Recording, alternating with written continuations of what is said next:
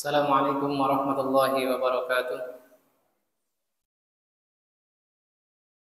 Innal hamdalillah nahmaduhu wa nasta'inuhu wa nastaghfiruh wa na'udzu billahi min shururi anfusina wa min sayyiati a'malina. May yahdihillahu fala mudilla lahu wa man yudlil fala hadiya lahu. Asyhadu an la ilaha illallah wahdahu la syarika lah wa asyhadu anna Muhammadan abduhu wa rasuluh. Ya ayyuhalladzina amanu taqullaha haqqa tuqatih wa la tamutunna illa wa antum muslimun. Ya ayyuhan nasu taqu rabbakumul ladzi khalaqakum min nafsin wahidah wa khalaqa minha zawjaha wa bassa minhuma rijalan katsiran wa nisaa'a واتقوا الله الذي تساءلون به والأرحام إن الله كان عليكم رقيبا يا أيها الذين آمنوا اتقوا الله وقولوا قولا سديدا يصلح لكم أعمالكم ويغفر لكم ذنوبكم ومن يطع الله ورسوله فقد فاز فوزا عظيما أما بعد فإن أصدق الحديث كتاب الله وخير الهدي هدي محمد صلى الله عليه وسلم وشر الأمور محدثاتها فإن كل محدثة بدعة وكل بدعة ضلالة وكل ضلالة في النار. اللهم انفعنا بما علمتنا وعلمنا ما ينفعنا وزدنا علما. رب اشرح لي صدري ويسر لي أمري واحلل عقدة من لساني يفقهوا قولي. وبعد. Jamaah Masjid Muhammad Ramadan, Bapak dan Ibu semuanya yang saya hormati dan semoga dimuliakan oleh Allah Subhanahu wa taala. Alhamdulillah, pada malam hari ini kita kembali diberi kesempatan sehat dan sempat untuk menghadiri majelis taklim yang mana di dalamnya dibacakan hadis-hadis Nabi Sallallahu alaihi wasallam, yang semoga dengan mempelajari hal ini kita dapat beramal dengan ilmu dan menjadi hujjah yang membela kita di hadapan Allah Subhanahu wa taala, sehingga kita termasuk orang-orang yang mendapatkan syafaat Nabi Muhammad sallallahu alaihi wasallam. Amin ya rabbal alamin. Ada dua hal yang terluput pada kajian yang lalu, yaitu pada hadis ke-76 yang mana Rasulullah sallallahu alaihi wasallam bersabda, "Idza ammana al-imamu fa'aminu fa innahu man wafaqa ta'minuhu ta'minal malaikah ghufira lahu ma taqaddama min dzambihi." Apabila imam mengucapkan takbir, maka ucapkan takbir bersamanya, karena siapapun yang bacaan aminnya bertepatan dengan bacaan amin para malaikat, maka diampuni dosanya yang telah lalu. Faedah yang saya maksudkan dalam hadis ini adalah inda muhaqqiqil ulama anna takfira fi hadzal hadisi wa amsalihi khasun bi sigharid dzunub bi sagairid dzunub. Bahwasanya menurut para peneliti dari kalangan ulama, penghapusan dosa pada hadis yang dimaksud dalam hadis ini, ufira lahu ma taqaddama min dzambi, adalah khusus untuk dosa-dosa kecil. Amal kabairu fala budda laha minat taubah. Adapun dosa-dosa besar tidaklah dia dihapus, melainkan harus dengan bertaubat. Lalu ada muskilah, bagaimana apabila dosa-dosa besar tersebut dibawa oleh pemiliknya hingga meninggal dunia? Apakah dosa tersebut tetap melekat pada dirinya yang berkonsekuensi mendapatkan azab Allah Subhanahu wa taala, ataukah bagaimana? Maka menurut akidah Ahlussunnah wal Jamaah, fa in mata musiran alaihi fa huwa tahta masyiatillah. Bahwasanya apabila ada orang yang melakukan dosa besar dan dia tetap di atasnya, maksudnya belum sempat dimintain taubat oleh pelakunya kepada Allah Subhanahu wa taala, maka menurut ahli sunnah wal jamaah adalah tahta masyiatillah, di bawah kehendak Allah Subhanahu wa taala. Insya'a yu'adzibuhu Allah. Bila Allah menghendaki, maka Allah mengadabnya, menyiksanya sehingga dia bersih dari dosanya. Wa insya'a yaghfiruhullah. Namun apabila Allah menghendaki, maka Allah pun dapat mengampuninya sehingga dia tidak perlu diadab terlebih dahulu. Hal ini berbeda pendapat dengan dua madhab, madhab akidah, yaitu di kalangan Khawarij dan Mu'tazilah. Yang mana Khawarij meyakini bahwasanya orang yang berbuat dosa besar, sekedar dengan perbuatan dosanya, maka orang tersebut yakhruju 'anil millah, keluar dari agama Islam, murtad. Sehingga kelompok Khawarij itu mudah dikenali dengan mudahnya mereka mudah mengkafirkan. Sehingga konsekuensi dari takfir tersebut menurut keyakinan mereka adalah orang yang berbuat dosa besar tidak di bawah kehendak Allah, tapi wajib bagi Allah untuk mengadabnya. Mereka mewajibkan bagi Allah untuk mengadab para pelaku dosa besar tersebut. Adapun Mu'tazilah, maka mereka kebingungan bahwasanya orang yang berbuat dosa besar adalah fil manzilah bainal manzilatain. Bahwasanya orang yang berbuat dosa menurut Mu'tazilah apabila dia belum bersempat bertobat, maka di satu kondisi antara Islam dan kafir. Ini menurut keyakinan Mu'tazilah. Tetapi apabila di akhirat, maka mereka menyikapinya sama dengan Khawarij, yaitu meyakini orang-orang yang berbuat dosa besar kekal di neraka. Adapun keyakinan ahli sunnah wal jamaah, maka orang-orang yang berbuat dosa besar selama tidak ada istihlal, belum menghalalkan dosa besar tersebut, masih meyakini bahwasanya dosa tersebut adalah dosa besar yang tidak boleh baginya melanggarnya, maka dia di bawah kehendak Allah Subhanahu wa taala. Bila Allah menghendaki, maka Allah mengadabnya. Namun apabila Allah menghendakinya, maka dia masih berhak mendapatkan ampunan. Ini faidah pertama. Faidah kedua adalah terdapat pada hadis ke-78 yang mana Nabi sallallahu alaihi wasallam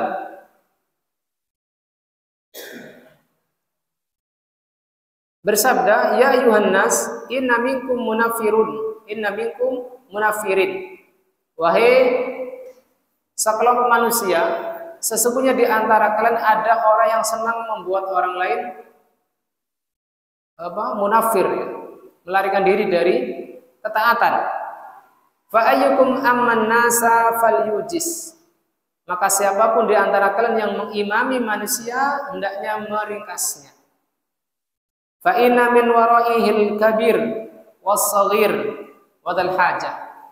Karena di belakang dia ada orang yang sudah lansia, ada anak-anak yang mungkin kalau salat Isya itu sudah ngantuk, dan orang-orang yang memiliki hajat. Maka faedah yang hendak saya sebutkan di sini adalah hadis dari Abi Mas'ud Al-Ansari, yang mana hadis ini diriwayatkan oleh Ibnu Abi Syaibah di dalam musnad beliau. An Abi Mas'udin radhiyallahu anhu qala, kana Rasulullah sallallahu alaihi wasallam yamsahu manakibaha fi shalah. Beliau mengusap pundak-pundak para makmum ketika hendak memulai salat. Wa yaqulu istawu wa la takhtalif. Luruslah dan jangan berbeda-beda, ya. Ada yang agak maju, ada yang agak ke belakang. Fatakhtalifu qulubukum. Karena apabila berbeda-beda tidak lurus, maka hati-hati kalian pun akan bercerai-berai. Liyalini minkum ulun ahlam wan nuha. Hendaknya orang yang berada di belakangku adalah orang yang ahlam, yang sudah dewasa, lagi orang-orang yang cerdas.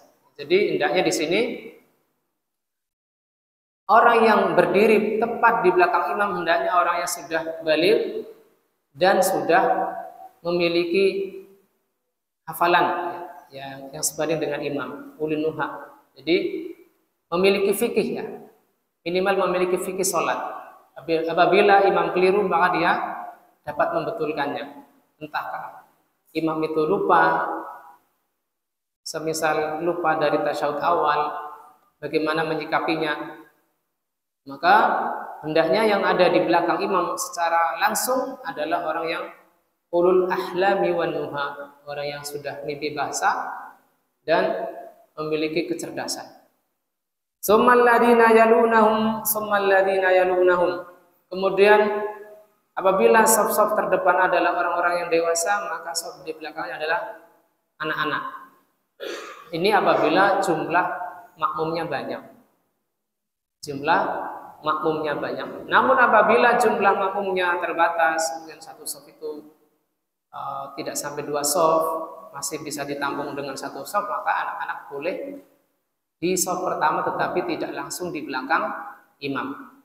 Karena khawatir apabila imam ada kekeliruan, entah di bacaan ataukah di gerakan sholat, anak-anak tersebut tidak dapat mengingatkan imam, tidak dapat memberikan tanbih kepada imam.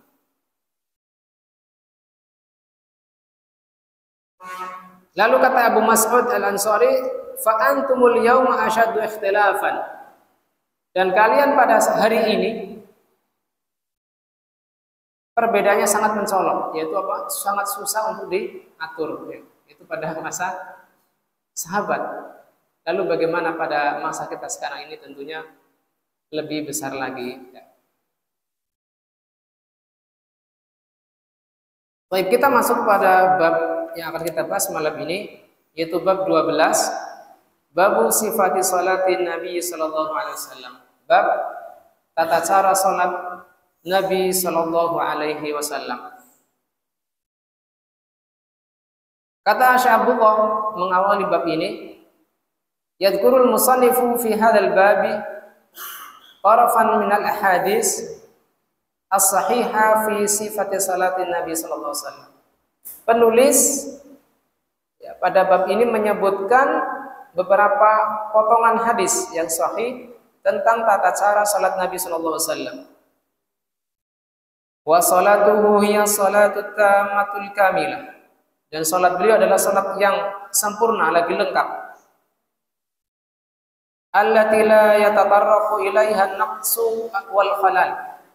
Yang mana salat beliau tidak dimasuki kekurangan lagi cacat. Wa huwa al-musyarri'u sallallahu alaihi wasallam. Dan beliau adalah orang yang ditugasi oleh Allah Subhanahu wa taala untuk menyampaikan syariat salat. Fayajibu ittiba'uhu wa taqdimu sunnatihi ala kulli qaulin. Maka wajib untuk mengikuti beliau dan mendahulukan sunnah beliau di atas semua pendapat. Sebagaimana sabda beliau sallallahu alaihi wasallam, "Shallu kama ra'aitumuni usolli." Salatlah kalian sebagaimana kalian melihat aku salat. Permasalahannya bahwasanya kita hari ini adalah kaum muslimin yang tidak bisa langsung melihat bagaimana tata cara salat Nabi sallallahu alaihi wasallam. Ini yang biasa diutarakan oleh orang-orang yang ada keengganan untuk mengikuti sunnah Nabi sallallahu alaihi wasallam. Maka jawabannya adalah bahwasanya kita bisa mengetahui tata cara salat Nabi sallallahu alaihi wasallam dari apa yang diriwayatkan oleh para sahabat Nabi. Dan riwayat-riwayat para sahabat tersebut sudah didokumentasikan secara teratur dan lengkap oleh para ulama ahli hadis rahimahumullah. Begitu pula hadis irji' fasalli fa innaka lam tusalli, yaitu pada hadis musii'us shalah. Kembalilah kamu salat karena sesungguhnya engkau belum salat. Lalu orang tersebut mengulangi salatnya sampai 3 kali. 1 kali masih ditolak, diulang lagi, ditolak lagi, sampai 3 kali ditolak lagi, lalu meminta tata cara bagaimana salat yang benar yang dianggap sah oleh Rasulullah SAW. Maka beliau pun mengajarinya, yang mana hampir di semua gerakan tersebut disebutkan oleh beliau dengan tumak nina atau ada ketenangan setiap gerakannya. Kata Syekh Al-Ajlan hafizallahu taala, al-babu bawwabahul muallif rahimahullah li bayani sifati salatin Nabi sallallahu alaihi wasallam. Bab ini dibawakan oleh penulis untuk menjelaskan tata cara sifat salat Nabi sallallahu alaihi wasallam. Lalu pada hadis ke-79, hadis tentang doa istiftah, doa pembuka, maka beliau menjelaskan wal istiftahu huwa awwalu ma yaqulul musalli. Istiftah adalah apa yang pertama kali dibaca oleh orang yang salat ba'da takbiratul ihram, setelah takbiratul ihram.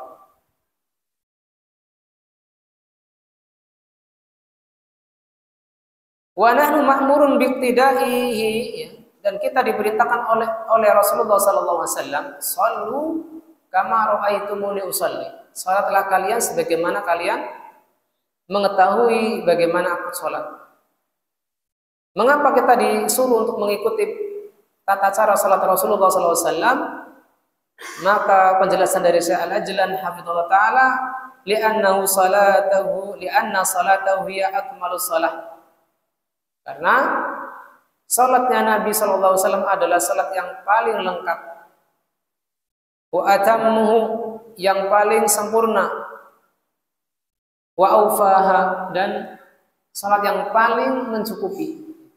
Yang apabila kita sudah mencukupi tata cara salat kita dengan tata cara salat beliau, maka diharapkan salat kita diterima oleh Allah Subhanahu wa taala.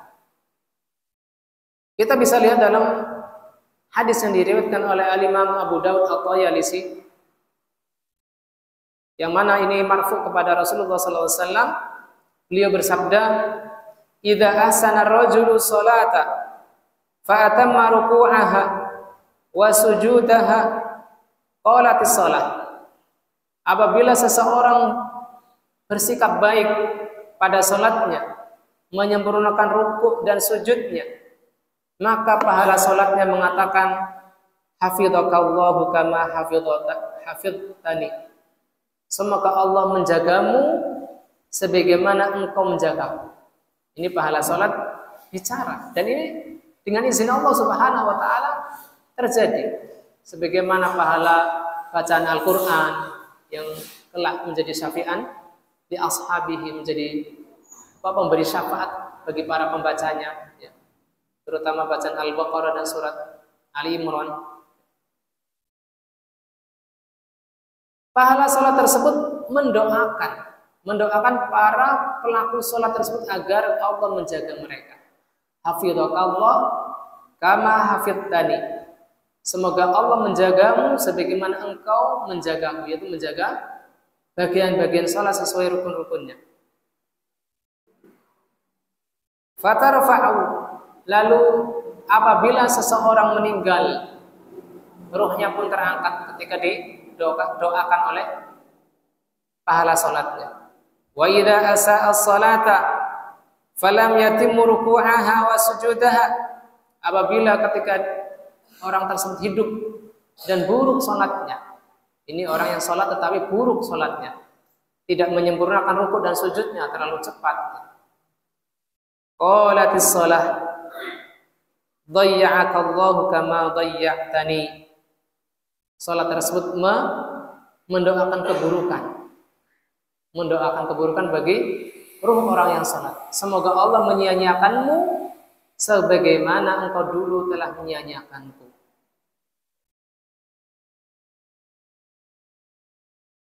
Fatallafa kama yalifu thawbul khuliq fayadribu biha wajhuh.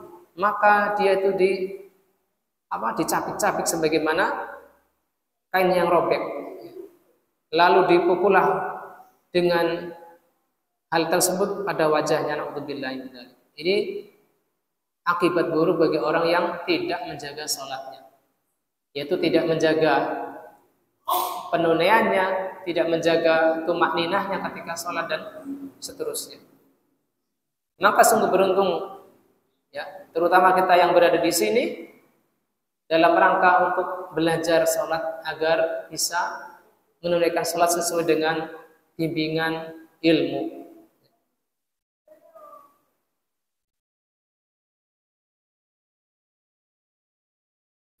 Pada hadis pertama, kita belum kata Syekh Abdullah, fayajibu alaina ma'rifatu salatihi wa mura'atiha. Maka wajib bagi kita untuk mengetahui tata cara salat Rasulullah dan memperhatikannya. Wa nadharan ila anna af'alahu sallallahu alaihi wasallam bayanun lil awamiri al-mujibah li fi'li salat. Dan memandang bahwasanya perbuatan-perbuatan Nabi sallallahu alaihi wasallam adalah penjelasan terhadap perintah yang wajib ditunaikan ketika salat. Ini bukan berarti bahwa setiap gerakan Nabi sallallahu alaihi wasallam dalam salat itu wajib semuanya, ya. Tetapi wajib mengikuti beliau sallallahu alaihi wasallam. Yang tidak meneladani itu wajib. Walaupun secara terperinci ada gerakan yang rukun, ada gerakan yang wajib, ada gerakan yang sunnah. Fa inna af'alahu fi salatihi sallallahu alaihi wasallam tadullu 'ala al-wujub. Karena secara umum gerakan-gerakan Nabi sallallahu alaihi wasallam dalam salat beliau menunjukkan atas wajibnya untuk kita ikuti. Wa man sarafaha anhu ila ghairihi fa 'alaihi taqdimud dalil. Adapun orang yang memalingkan, ya, pengertiannya, memalingkan bahwasanya dalil tersebut tidak patut diikuti, maka dia wajib mendatangkan dalil yang lebih kuat. Baik, kita masuk kepada hadis pertama pada bab ini atau hadis ke-79. Qala Imam Abdul Ghani Al-Maqdisi rahimahullah taala. Al-Imam Abdul Ghani Al-Maqdisi rahimahullah taala mengatakan an Abi Hurairah radhiyallahu anhu, dari Abu Hurairah semoga Allah meridainya. Beliau berkata, kana Rasulullah sallallahu alaihi wasallam idza kabbara fi shalah sakata hunaihatan qabla an yaqra. Bila Rasulullah sallallahu alaihi wasallam membaca takbiratul ihram, ya, saat pertama kali salat, mengawali salat, beliau terdiam sejenak sebelum membaca Al-Fatihah. Izin untuk minum sebentar.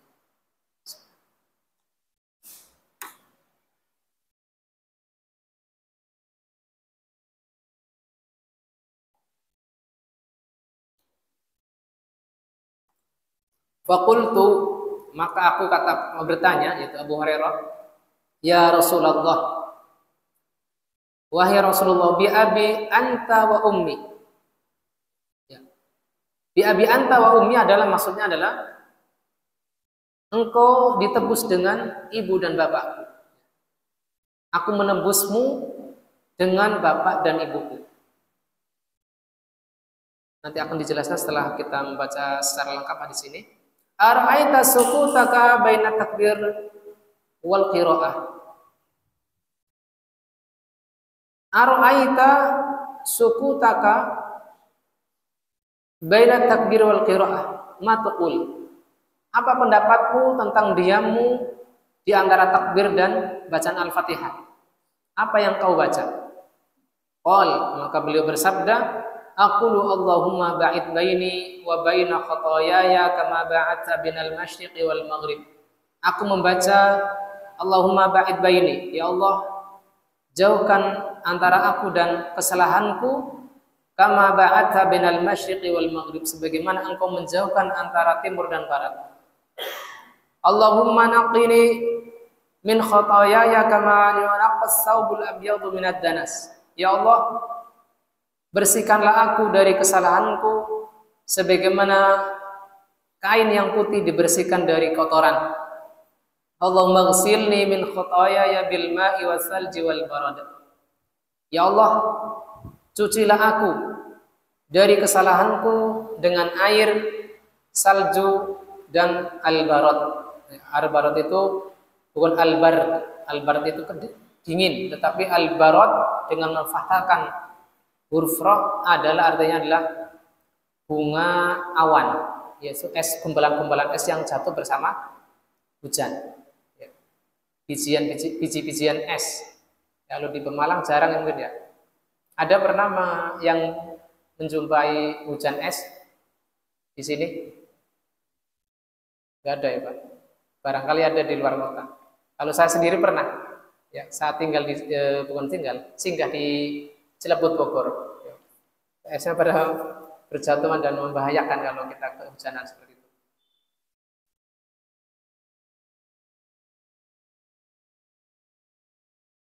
Pada hadis ini disebutkan Allahumma, bermakna ya Allah. Apabila ya munada tidak disebutkan, maka kita menyebutnya dengan Allahumma. Tetapi apabila ya munada dimunculkan, maka sebutnya ya Allah. Kayak ya Rabbana gitu kan.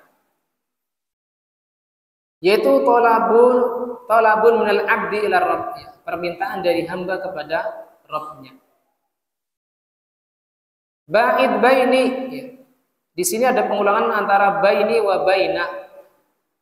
Ada faidah dari Al-Imam Al-Kirmani yang saya dapatkan dari syarah Sunan Abi Dawud. Beliau mengatakan karrara lafdhu bain. Apa ini tulisan saya sendiri malah enggak kebaca. Saking cepatnya. Li'anna al-'athfa 'ala dhamiril majrur yu'adu fihi al-khafid. Ini faidah bahasa saja ya. Karena atof ya, hal yang diulang itu menunjukkan kepada dhamir, kepada kata ganti yang dimajrurkan dengan bain, yaitu saya, baini. Sehingga yang diulangkan kepada khotoya adalah kesalahanku.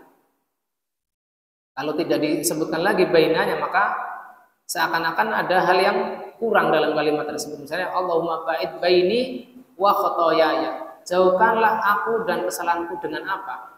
Di sini tidak ada lawan yang ingin kita jauhkan, yang ingin Allah jauhkan kepada diri kita. Sehingga di sini ada faidah yang disebutkan oleh Al-Imam Al-Kirmani. Bahwasanya atofnya, hal yang diulang tersebut adalah antara dia, ada dhamir yang majrur dengan setelahnya. Baik, kita masuk langsung ke gharibul hadis. Hunayha. Hunayha asalnya dari al-hinwu dengan dikasrokan haknya. Artinya adalah waktu. Adapun dalam lafaz yang banyak dari hadis adalah bukan hunayha tapi hunayyah. Ini adalah isim tasghir, isim yang disebutkan dengan mengecilkan. Maksudnya apa? Kalau al-hunwa atau al-hunwa itu adalah waktu yang banyak, maka apabila kita ingin menyebutkan waktu yang sebentar adalah dengan ditasghirkan hunayyah. Asalnya adalah dari al-hanwa atau al-bunwa. Al-bunwa. Sehingga apabila kita tasghirkan adalah hunaywah. Adapun ketika wawu itu dirubah jadi ya adalah itu masuk dalam kategori idgham. Karena sifatnya itu lebih kuat dari huruf wawu, sehingga wawu kalah, sehingga diganti kepada huruf ya, hunayyah. Ada dua ya di sini. Yang pertama berharakat, ya kedua adalah kasrah, sehingga dijamakkan atau ditasdidkan hunayyah. Nah, untuk memudahkan mengucapkannya maka diibdalkan kepada hak sehingga menjadi hunayha. Itu asal katanya. Ini sedikit mengulik dari pelajaran sorof ya. Dari bagian ilahnya. Ilal, bagian ilal. Maknanya adalah qalilun minaz zaman, itu waktu yang sebentar. Kemudian bi abi anta wa ummi, dengan bapakku, engkau dan ibuku. Maknanya adalah di situ alba muta'alliqatun bi mahdhuf. Bi di situ adalah terkait dengan hal yang dihilangkan. Dan perkiraannya adalah anta mafdiyun bi abi wa ummi. Engkau tertebus dengan bapak dan ibuku. Menurut para ulama, hadis ini menunjukkan bolehnya mengutakan anta mafdiyun bi abi wa ummi. Boleh seseorang mengatakan engkau tertebus dengan bapak dan ibuku. Maksudnya apa? Engkau memiliki kehormatan besar yang seandainya apabila engkau tertawan oleh musuh sehingga engkau menjadi budak, maka aku rela untuk menebusmu dengan ayah dan ibuku. Ini maknanya. Ini bagi ulama yang mengatakan boleh mengatakan demikian. Tetapi ada ulama yang lain, ini hanya khususiyah bagi Rasulullah SAW. Tidak boleh ditujukan kepada selain Rasulullah SAW. Dan yang lebih selamat adalah pendapat kedua ini, yaitu ini hanya khususiyah bagi Rasulullah SAW. Jika mengucapkan bi abi anta wa ummi. Wallahu ta'ala alam. Kemudian ra'aitu sukutaka, ya. Ini berbeda ya penjelasan di bagian gharib dengan hadisnya. Kalau di hadis ra'aita sukutaka, di sini bi dhammit ta, dengan dhammakan ta, yaitu ra'aitu. Yang dimaksud dengan murad, yang dimaksud dengan sukut di sini, diam di sini adalah dhiddul jahar, yaitu tidak membaca dengan keras. Jadi yang dimaksud oleh Abu Hurairah, aku melihat diammu, maksudnya diam di sini bukan sama sekali tidak berucap, ya. Tetapi yang dimaksud adalah tidak membaca dengan keras. La dhiddal kalam. Ya. Hal ini menunjukkan kepada semangatnya Abu Hurairah radhiyallahu taala anhu dalam memperhatikan bagaimana tata cara salatnya Rasulullah sallallahu alaihi wasallam. Yang mana di antara hadis-hadis yang berkaitan dengan kaifiyah salat adalah berasal dari beliau. Sekiranya kita tidak menerima riwayat dari Abu Hurairah yang mana beliau masuk Islam kalau tidak salah 3,5 tahun sebelum wafatnya Rasulullah, dengan tuduhan bahwasanya beliau membuat-buat hadis sebagaimana tuduhannya kaum orientalis, tentu kita akan terluput dari banyak hadis dari Nabi Sallallahu Alaihi Wasallam melalui jalur beliau. Sehingga kembalikan kita kepada kaidah bahwasanya seluruh sahabat adalah adil, tidak tertuduh sedikit pun dusta kepada Nabi Sallallahu Alaihi Wasallam. Kemudian kita masuk pada urib keempat, yaitu ad-danas. Maksudnya al-wasakh, kotoran. Kemudian asal jual barad, ya. Al-barad bitahrik, ya, dengan mengharokatkan huruf ra, yaitu habul ghamam, yaitu tadi saya sebutkan artinya apa? Bebijian awan, yaitu bunga es. Bunga es yang jatuh ke saat turun bersama hujan. Beda dengan salju. Baik, kita masuk pada makna global dari hadis ini. Karena Nabi sallallahu alaihi wasallam idza kabbara lis-salati takbiratul ihram khafada sautahu muddata qalilah. Nabi apabila memulai salat dengan bertakbiratul ihram, maka beliau memelankan suaranya, ya, beberapa saat qabla an yaqra al-Fatihah, sebelum beliau membaca al-Fatihah. Wa kana sahabatu ya'lamuna annahu yaqulu syai'an fi hadha saqtah.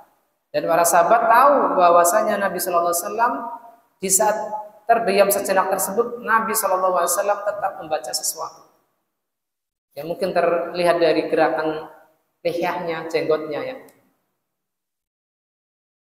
Lidah Qala Abu Hurairah radhiyallahu anhu, afdika ya Rasulullah bi abi wa ummi. Aku menebusmu wahai Rasulullah dengan bapak dan dengan ibuku. Mada taqulu fi hadhihi saktah?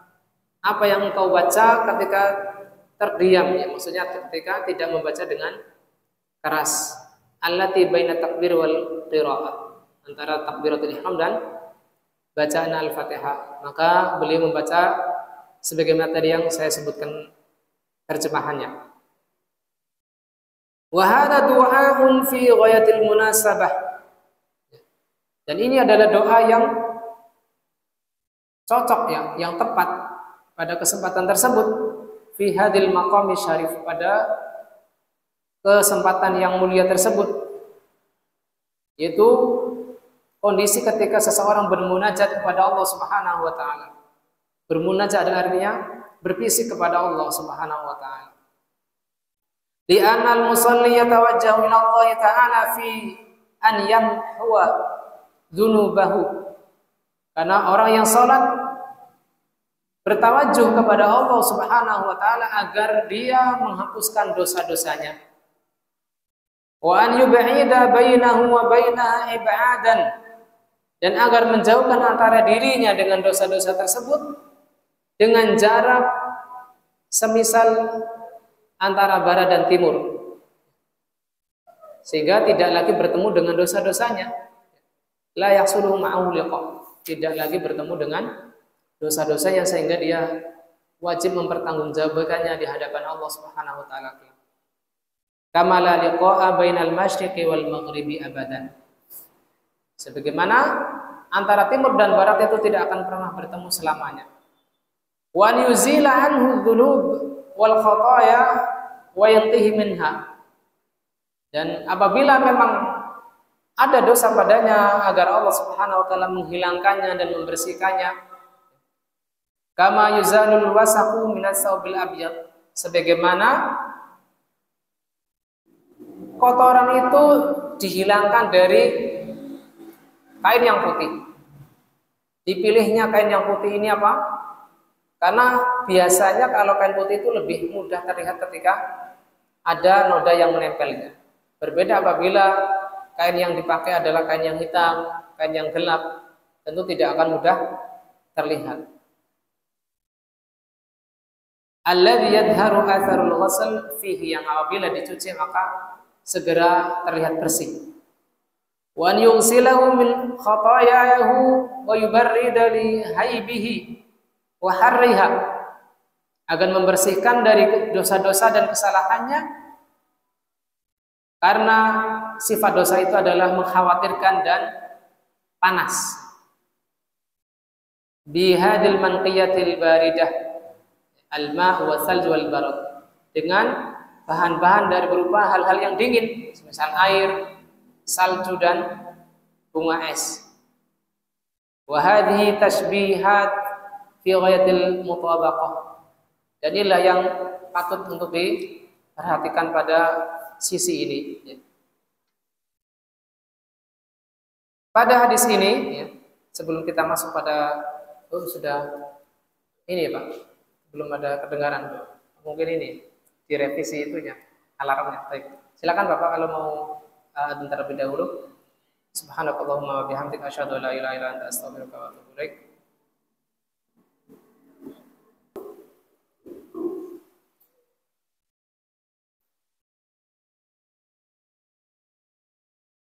Bismillah, alhamdulillah, wassalatu wassalamu ala rasulillah wa ala alihi wa sahbihi wa man walah. Amma ba'd. Kita masuk pada ahkamul hadis ya. Disebutkan di sini oleh Syekh Abdullah bin Abdurrahman Al-Basam rahimahullah taala, istihbabu doa istiftah fi shalah.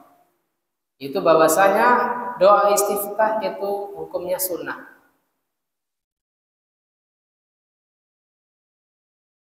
Ini adalah pendapat jumhur ulama. Berbeda dengan kalangan Malikiyah yang mereka mengatakan la yambaghi tafsilu baina takbir wal qiraah. Tidak selayaknya memisahkan antara takbiratul ihram dengan bacaan Al-Fatihah. Ini pendapat yang tidak perlu kita angkat ya sebenarnya. Walaupun kita ini sekedar pengetahuan agar kita tahu bahwasanya di sana ada perbedaan pendapat. Yang mana apabila pendapat tersebut bertentangan dengan zahir hadis, maka tentu tidak perlu dipandang. Yang mana bacaan doa istiftah sendiri datang dari Rasulullah Shallallahu Alaihi Wasallam. Sehingga apabila ada yang mengatakan tidak sunnah membaca istiftah, ya walaupun itu qaul imam, tidak perlu kita bela.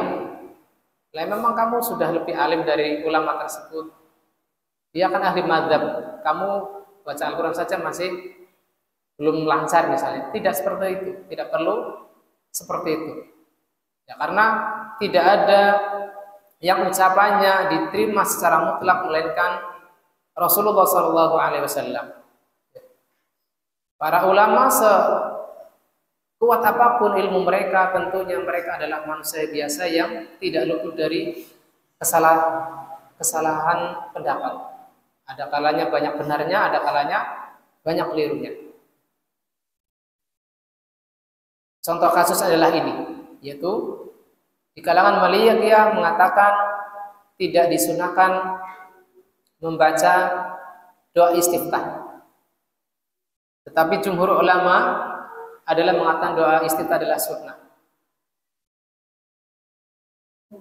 Lalu faedah kedua, anna makanahu ba'da takbiratul ihram. Ya, dibaca ketika setelah takbiratul ihram wa qabla qiraatil Fatihah fi rak'atil ula. Dan sebelum membaca Al-Fatihah pada rakaat pertama min kulli salat. Pada setiap sholat. Lalu bagaimana apabila seseorang terlupa dari membaca doa iftitah? Apakah perlu dia membaca doa iftitah pada rakaat kedua? Maka yang benar adalah tidak perlu, karena hukumnya sunnah. Apabila posisi sunnah tersebut terlewat, maka terlewat pula keutamaan sunnahnya. Berbeda dengan sebagian orang yang mengatakan dia perlu membaca pada rakaat kedua apabila lupa pada rakaat pertama. Idza fata fi rakaatil ula fa fata istihbabuhu. Maka terluput pula kesunahan membaca doa tersebut walaupun ada kesempatan untuk membacanya di rakaat kedua, ketiga dan seterusnya. Khilafan ala al-isti'adah. Berbeda dengan ketika seseorang lupa membaca ta'awudz. A'udzubillahi minasyaitonir rajim. Karena ini adalah berkaitan dengan bacaan Al-Qur'an, yaitu Al-Fatihah. Sehingga apabila seseorang lupa pada rakaat pertama membaca ta'awudz atau isti'adzah, maka dia masih disunahkan untuk membacanya di rakaat kedua.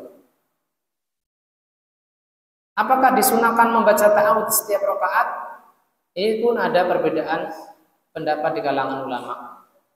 Apabila seseorang mencukupkan dengan ta'awudz pada rakaat pertama, maka itu sudah mencukupi. Kemudian faedah ketiga, an yusirra bihi walau kanat sholati jahriyah, agar dia membacanya dengan pelan. Membaca doa istiftah adalah dengan pelan, walaupun seseorang melakukannya di sholat yang dibaca dengan keras, yaitu misalnya sholat maghrib, sholat isya, sholat subuh, sholat Jumat, dan seterusnya. Kemudian yang keempat, annahu la yutalu fihi du'a, agar tidak terlalu panjang membacanya, terutama bagi imam. Wala siyama fil jama'ati li salawatil maktubah, terutama pada sholat jamaah, pada salat 5 waktu, terutama pada posisi imam. Faedah kelima, hirsus sahabati radhiyallahu ta'ala anhum ala tatabbu'i ahwali Rasul sallallahu alaihi wasallam. Semangat para sahabat Nabi sallallahu alaihi wasallam untuk mengikuti kondisi-kondisi Rasulullah sallallahu alaihi wasallam fi harakatihi wa sakanatihi, baik ketika Rasulullah bergerak maupun ketika Rasulullah terlihat diam, semuanya ditanyakan. Seandainya mereka malah seperti orang-orang pada zaman sekarang, tentu ilmu itu tidak akan sampai kepada kita. Kemudian yang keenam, annahu yanbaghi fi mawatinid du'a an yulihal insan wa yuksiru fi talabi syai'. Hendaknya pada tempat-tempat disampaikannya doa, ya dipanjatkannya doa, seseorang itu an yulihha, ya, yaitu mengulang-ulang doanya dan memperbanyaknya kepada Allah Subhanahu wa taala. Walau bi tariqi taradufil alfaz, walaupun dengan lafaz-lafaz yang berulang-ulang. Ya, misal tadi disebutkan Allahumma ba'id baini wa baina khataayaya kama ba'adta bainal masyriqi wal maghrib. Allahumma naqqini min khataayaya kama yunaqqas thawbul abyadu minad danas. Allahumma ghsilni min khataayaya bil ma'i wasalji wal barad. Ada faedah yang mungkin tidak disebutkan pada kitab ini dari Syekh Abdullah, bahwasanya doa-doa ini terkait dengan faedah waktu. Waktu-waktu ketika seseorang berdosa. Pada lafaz pertama, ya Allah jauhkan aku dengan dosaku, adalah apabila ini belum terjadi dosa, agar seseorang tidak mudah terjatuh kepada perbuatan dosa. Kemudian tanqiyah, yaitu menyebutkan Allahumma naqqini, bersihkan aku.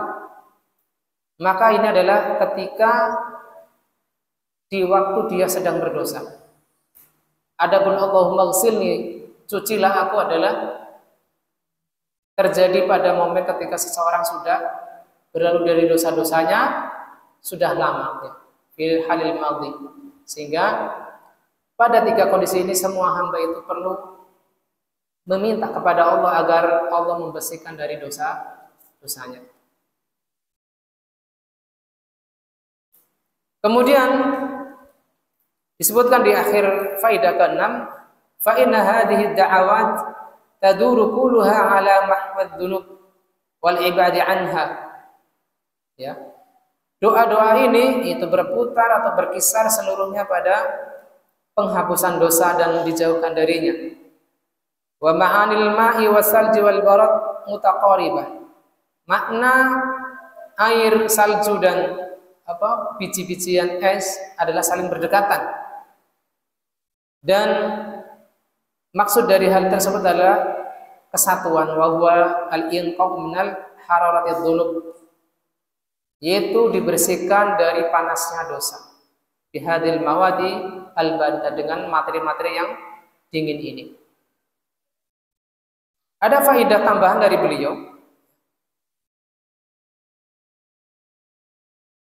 Yang pertama adalah sabata anin Nabi sallallahu alaihi wasallam istiftahat katsirah lis-shalah. Ya.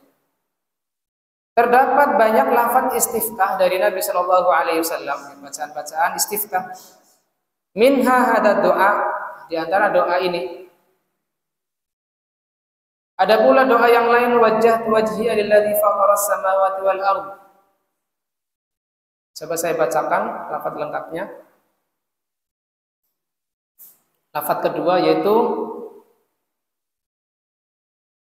wajjahtu wajhiya lilladzi fataras samawati wal ardh hanifan musliman wa ma kana minal musyrikin wa ma ana minal musyrikin. Aku hadapkan wajahku lilladzi fataras samawati wal ardh, kepada Rabb yang menciptakan langit-langit dan bumi, dalam keadaan hanifah, yang condong kepada kebenaran. Wa ma'ana minal musyrikin, dan aku bukan termasuk orang-orang yang musyrik. Inna salati wa nusuki wa mahyaya wa mamati lillahi rabbil alamin. Sesungguhnya salatku, sembelihanku, hidup dan matiku adalah untuk Allah, Rabb semesta alam. La syarika lahu, tidak ada sekutu untuknya, wa bidzalika umirtu wa ana minal muslimin. Demikianlah aku diperintahkan agar tidak menyekutukan Allah dan aku termasuk orang-orang yang berserah diri. Allahumma antal maliku la ilaha illa anta rabbi. Ya Allah, engkau adalah al-malik, penguasa. Tidak ada ilah yang berhak disembah melainkan engkau, Rabbku. Wa ana abduka, dan aku adalah hamba-Mu. Zalamtu nafsi wa'taraftu bidzambi. Ya, ini sebagai pengakuan ya. Aku telah mendolimi diriku sendiri dan mengakui bahwasanya aku berdosa. Faghfirli dzunubi jami'an. Maka ampunilah dosaku semuanya. Ini sebagai bentuk uslub ya. Seseorang berdoa adalah pertama mengakui bahwasanya dia orang yang tidak bersih dari dosa. Lalu dengan itu dia meminta agar Allah membersihkannya. Innahu la yaghfiru dzunuba illa anta. Karena tidak ada yang dapat membersihkan dosa melainkan Allah. Wahdini li ahsanil akhlaq la yahdi li ahsaniha illa anta. Dan tunjukilah aku agar memiliki akhlak yang mulia. La yahdi li ahsaniha illa anta. Tidak ada yang dapat menunjukkan kepada baiknya akhlak melainkan Engkau.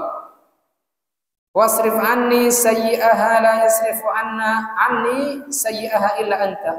Dan palingkanlah aku dari akhlak yang buruk dan tidak ada yang dapat memalingkan dari akhlak tersebut melainkan Engkau. Labbaika wa sa'daika wal khairu kulluhu fi yadaika. Aku bersegera menujumu dan kebaikan seluruhnya pada tanganmu. Wa syarrul laisa ilaika, dan keburukan tidak dinisbatkan kepadamu. Ana bika wa ilaika. Ya. Aku sesuai dengan pertolonganmu dan berusaha untuk menujumu. Tabarakta wa ta'alaita. Sesungguhnya Engkau Maha Suci. Astaghfiruka wa atubu ilaik. Dan ini cukup panjang ya. Aku mohon ampun kepadamu dan bertaubat kepadamu. Kemudian lafaz ketiga subhanaka Allahumma wa bihamdika wa tabarakasmuka wa ta'ala jadduka wa la ilaha ghairuka. Ini insyaallah sudah hafal ya karena lafaznya cukup pendek.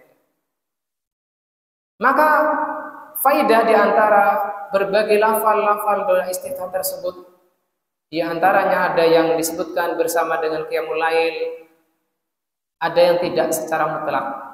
Apabila lafal hadisnya menyebutkan bahwasanya Nabi SAW membacanya di qiyamul lail, maka kita bacanya di qiyamul lail. Terutama apabila lafalnya adalah panjang seperti yang tadi saya bacakan. Tetapi apabila lafal hadisnya disebutkan secara umum, maka boleh dibaca apakah di sholat fardu ataukah sholat malam.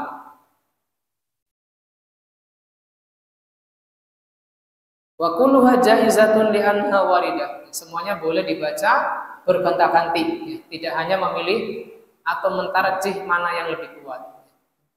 Seorang ahli sunnah hendaknya melestarikan semua lafal-lafal yang datang dari Nabi Shallallahu Alaihi Wasallam agar anak keturunan kita kelak bisa mengenali semua lafal-lafal tersebut.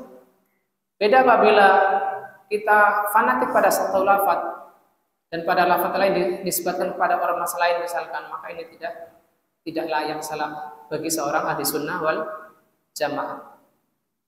Walaupun di sini disebutkan Al-Imam Ahmad memilih bacaan subhanakallahumma wa bihamdi karena di situ ada berbagai pujian kepada Allah Subhanahu wa taala. Wa kana Umar yajharu bihi liyu'alliman linnas.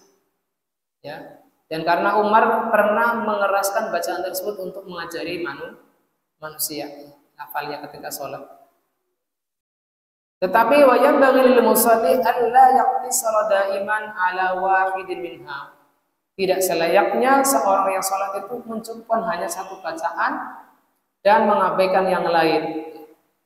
Bal yaquluha kulluha, tetapi dibaca semuanya. Bukan berarti semua bacaan tersebut digabung jadi satu, bukan. Tetapi dibaca bergantian. Misal sholat maghrib baca subhanakallahumma wa bihamdika wa tabarakasmuka. Pada sholat isya bacanya Allahumma ba'id baini misalnya. Lalu pada sholat yang lain baca dengan lafal lain dan seterusnya. Dan ini menjadi PR bagi kita yang belum hafal. Misalnya baru hafal 2 ya, yang lain berusaha dihafalkan dengan banyak diulang-ulang membacanya. Kata beliau, liyahsula lahu kamalul iqtida, agar bisa mencontoh secara sempurna kepada sunnah Nabi Sallallahu Alaihi Wasallam, wa ihya'u jami'a sunnah, dan menghidupkan seluruh sunnah. Wa yaj'alul qisaru lis-salatil jamaah, apabila pada saat salat jamaah maka membaca bacaan yang pendek. Wa tiwali lis-salatil lail, adapun ketika salat malam karena waktunya cukup panjang maka hendaknya membaca bacaan doa iftitah yang panjang. Faedah kedua, minal ma'lumi annal ma'a as-sakhil ablau fi izalatil awsah. Diketahui bahwasanya air yang panas itu lebih kuat dalam menghilangkan kotoran. Ini dari talamusnya dari para ulama. Wal inqa'i mimma huwa madhkurun fi ad-du'a al-maksur. Dan lebih membersihkan dari apa-apa yang disebutkan dalam doa ini. Kaifa adala anhu ila salji wal barad. Lalu bagaimana rahasia? Mengapa dalam doa ini justru yang disebutkan adalah air-air dingin, air salju, bibijian es? Maka hal ini disebutkan al-jawabu qad hasala minal ulama'i talamusat katsirah fi talabil munasabat. Bahwasanya di sini para ulama itu berusaha meraba-raba apa hikmah dari pemilihan mawad atau materi yang dingin pada hadis ini atau pada doa ini. Dan jawaban paling bagusnya adalah disebutkan oleh Ibnu Qayyim al-Jauzi dari Syekhul Islam Ibnu Taimiyah. Yang mana alasan yang paling jelas adalah bahwasanya dosa itu memiliki sifat panas, sifat membakar, sehingga cocok apabila dibersihkan dengan materi-materi yang dingin.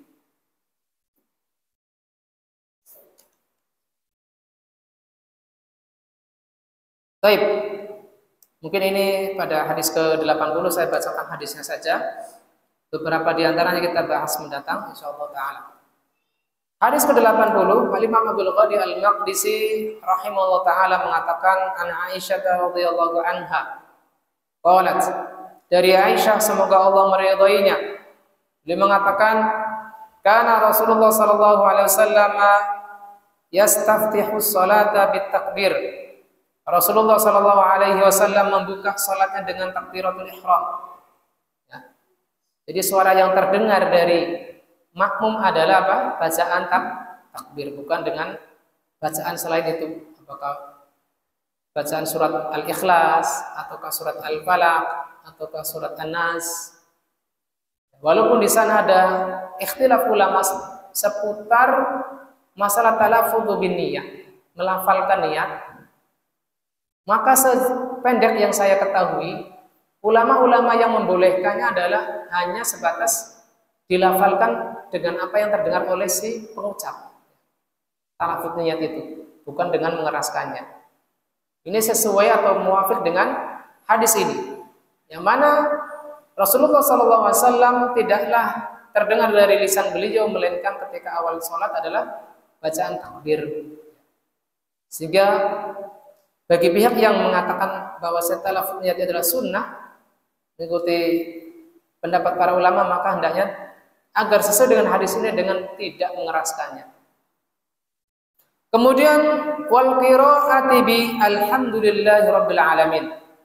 Lalu setelah membaca Allahu Akbar, maka bacaan pertama yang terdengar oleh para makmum adalah bacaan alhamdulillahirabbil alamin. Bukan bismillahirrahmanirrahim. Wa kana idza raka'a lam yushhis ra'sahu wa lam yusawwibhu. Dan ketika beliau ruku, beliau tidak terlalu mengangkat kepalanya dan tidak pula terlalu membungkukkannya. Walakin baina dzalik, tetapi seimbang antara keduanya. Wa kana idza rafa'a ra'sahu min ar-ruku'i lam yasjud hatta yastawiya qa'iman. Dan apabila beliau mengangkat kepalanya dari ruku, beliau tidak langsung sujud sampai beliau benar-benar berdiri. Wa kana idza rafa'a ra'sahu minas sajdah lam yasjud hatta yastawiya qa'idan. Bila beliau bangkit dari sujud, beliau tidak langsung sujud kembali sampai beliau benar-benar duduk dengan tumakninah. Wa kana yaqulu fi kulli raka'atit tahiyyah, dan beliau ketika setiap melewati 2 rakaat maka membaca at-tahiyyah, yaitu tasyahud. Itu bacaan at-tahiyyatu lillah wa salatu wa thayyibat. Assalamu alayka ayyuhan nabiyyu wa rahmatullahi wa barakatuh. Assalamu alayna wa ala ibadillahi sholihin. Asyhadu an la ilaha illallah wa asyhadu anna Muhammadan abduhu wa rasuluh. Sampai sini. Adapun lafaz salawatnya bukan termasuk tasyahud. Wa kana yafshishu rijlahu al-yusra wa yansibu rijlahu al-yumna. Dan beliau menghamparkan kakinya yang kiri. Menghamparkan kakinya yang kiri untuk diduduki. Wa yansibu rijlahu al-yumna, dan menegakkan kakinya yang kanan. Itu namanya kaifiyah duduk iftirosh. Wa kana yanha an uqbati syaitan, dan beliau melarang dari tata cara duduknya syaitan.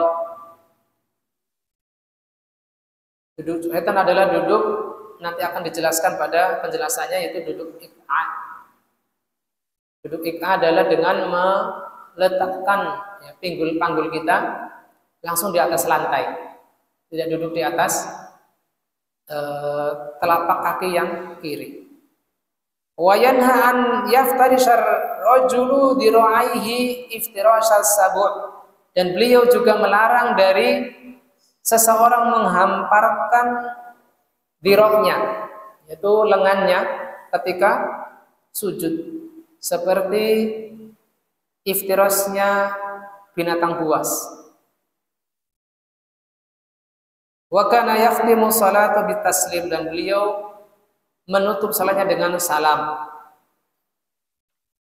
Baik, sampai di sini saja mungkin kita bahas materi kita malam hari ini. Insyaallah bahasan hadis ke-80 kita sambung pada pertemuan berikutnya insyaallah taala.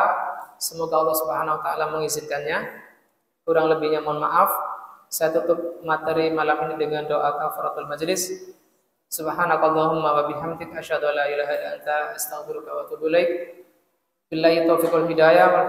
Wassalamu alaikum warahmatullahi wabarakatuh.